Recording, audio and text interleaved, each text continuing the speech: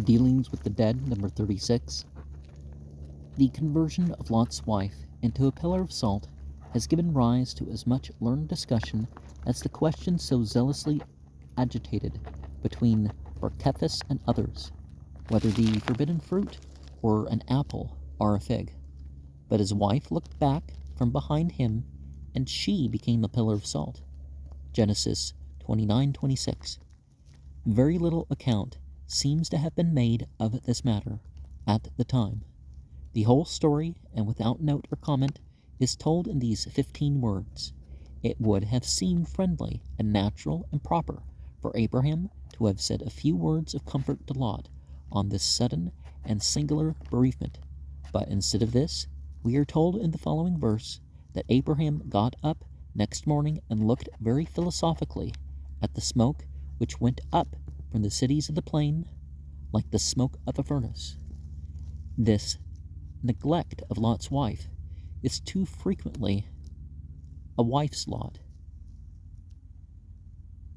Some of the learned have been sorely perplexed to understand why this unfortunate lady has not long since melted away under the influence of the rains, for a considerable quantity of water has fallen since the destruction of Sodom.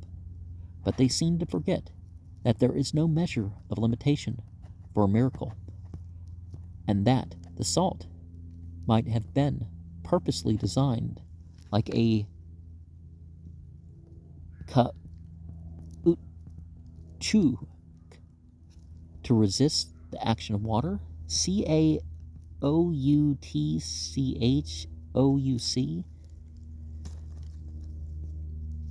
Might have pronounced that one wrong.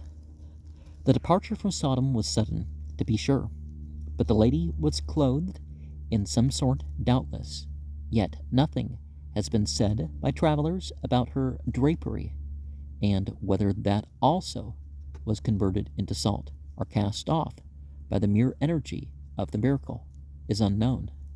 This pillar of salt, Josephus says, he has seen, and though he does not name the time, it is of little consequence, as in such a matter we can well afford to throw in a century or two, but it must have been between 37 of the Common Era and a point not long after the 13th year of Domitian, such being the term of the existence of Josephus, as nearly as can be ascertained.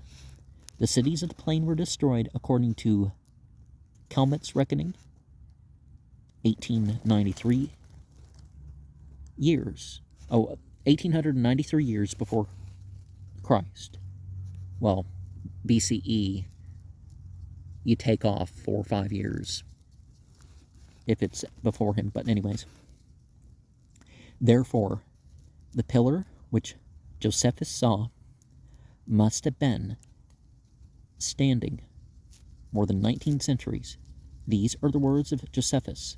But Lot's wife, continually turning back to view the city as she went from it, and being too nicely inquisitive what would become of it, although God had forbidden her to do so, was changed into a pillar of salt. For I have seen it, and it remains at this day. Antiquities, Volume 1, page 32.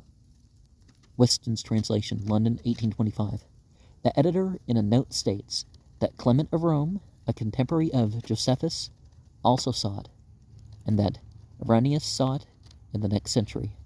Mr. Weston prudently declines being responsible for the statements of modern travelers who say that they have seen it. And what did they see? A pillar of salt? This is quite probable, Volney remarks. At intervals, we met with misshapen blocks, which prejudiced eyes mistake for mutilated statues, and which pass, with ignorant and superstitious pilgrims, for monuments of the adventure of Lot's wife. Though it is nowhere stated that she was metamorphosed into stone like Niobe, but into salt. Well, it would have been encased in salt, with maybe a layer of salt being knocked up, which must have melted the ensuing winter. But Volney forgets that the salt itself was miraculous and doubtless waterproof. Mr. Stephens, in his Incidents of Travel, though he gives a description of the Dead Sea in whose waters he bathed, says not a syllable of Lot's wife or the pillar of salt. Well, there's multiple pillars of salt, and there's actually a few that look like people if you kind of squint eye or whatever enough. Some of the learned have opined that Lot's wife, like Pliny, during the eruption of Vesuvius, was overwhelmed by the burning and flying masses of sulfur and bitumen. This is suggested under the article Lot's Wife and Comet. Some travelers in Palestine, says he, relate that Lot's wife was shown to them, i.e. the rock, into which she was metamorphosed. But what renders their testimony very suspicious is that they do not agree about the place where it stands, some saying westward, others eastward, some northward, others southward of the Dead Sea, others in the midst of the waters, others in Zoar, others at a great distance from the city. In 1582, Prince Nicholas Radziwill took a vast deal of pains to discover this remarkable pillar of salt, but all his inquiries were fruitless. Dr. Adam Clark suggests that Lot's wife, by lingering in the plain, may have been struck dead with lightning and enveloped in the bituminous and sulphurous matter. There are some people-shaped cavities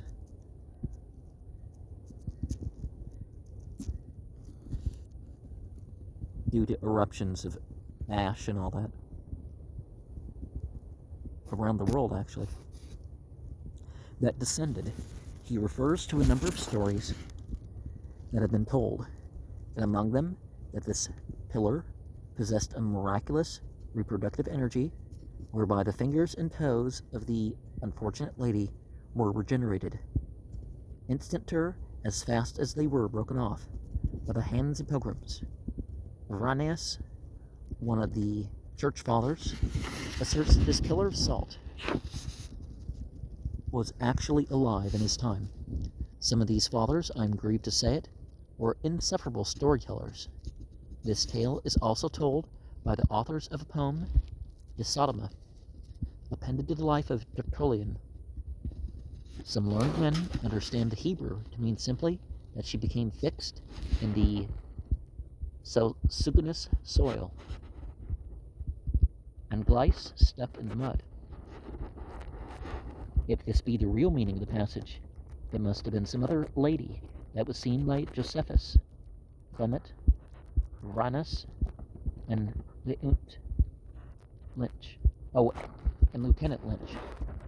Sir Thomas Browne, credulous though he was, had probably no great confidence in the literal construction of the passage in Genesis. In Volume 3, page 327 of his works, London 1835, he says, "We will not question the metamorphosis of Lot's wife, or whether she were transformed into a real statue of salt, though some conceive that expression metaphorical, and no more thereby than a lasting and durable column, according to the nature of salt, which emitteth no corruption. This is evidently the opinion of Dr. Adam Clark. In other words, God, by her destruction, while her husband and daughters were saved, made her a pillar or lasting memorial to the disobedient. In this sense, a pillar of salt means neither more nor less than an everlasting memorial. Salt is a symbol of perpetuity, thus Numbers 18:19. It is a covenant of salt forever. In 2 Chronicles 17:5, the kingdom is given to David and his sons forever by a covenant of salt. It is be the true construction, these four gentlemen, to whom I have referred. I have been entirely misled in supposing that any one of these masses of salt, which Volney says may be mistaken for the remains of mutilated statues, has ever, at any period of the world, been the object of Lot's devotion, are the partner of his joys and sorrows. In Volume 2, page 212 of his Incidents of Travel, New York, 1848, Mr. Stephens, referring to an account received by him respecting what he supposed to be an island in the Dead Sea, writes thus: "It comes from one who ought to know, from the only man who ever made the tour of that sea and lived to tell of it. If Mr. Stephens will look at Chateaubriand's Travels, in his fine description of the Dead Sea, he will find there the following passage: 'No person has yet made the tour of it, but Daniel, abbot of St. Saba, now has preserved in his travels the narrative of that recluse. From his account we learn,' and so on." It's N-U-U. I think it's supposed to be now. Anyways, and etc. The celebrated lake, says Chateaubriand, which occupies the site of Sodom, is called in Scripture the Dead or Salt Sea. Not so. It is nowhere called the Dead Sea in the sacred writings. By the Turks, it is called Ula de Blesse, and by the Arabs, Bahar Loth.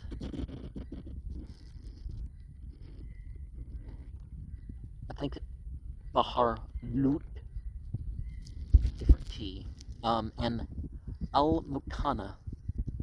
I'm not sure which T would be used in that case. It is quite desirable for travelers to be well apprised of all that is previously known in regard to the field of their peregrination. Goldsmith once projected a plan of visiting the East for the purpose of bringing to England such inventions and models as might be useful. Johnson laughed at the idea and announced Goldsmith as entirely incompetent from his ignorance of what already existed. "He will bring home a wheelbarrow," says Johnson, "and think he had made a great addition to our stock. Mr. Stephens has preserved a respectable silence on the subject of Lot's wife." The island, which is above referred to, turned out, like Sancho's in Barataria, to be an optical illusion. The Maltese sailor who said he had rowed about the lake with his employer and Mr. Costigan, who died on its shores, was disposed, after fingering his fee, to enlarge and improve his former narrative. Mr. Stephens does not give the date of Costigan's visit to the Dead Sea. He, however, furnishes a linear map of its form. This also is drawn by the Maltese sailor from memory. All that can be said of it is that it corresponds with the other plans. In one particular, the Jordan enters the sea at its northern extremity. Probably no very accurate plan is to be found. Such have been the impediments in the way of any deliberate examination. Unless Lieutenant Lynch has succeeded in the work, the figure of the Dead Sea in the Atlas of Lucius has no resemblance to the figure in the late Bible Atlas by Dr. Jenks.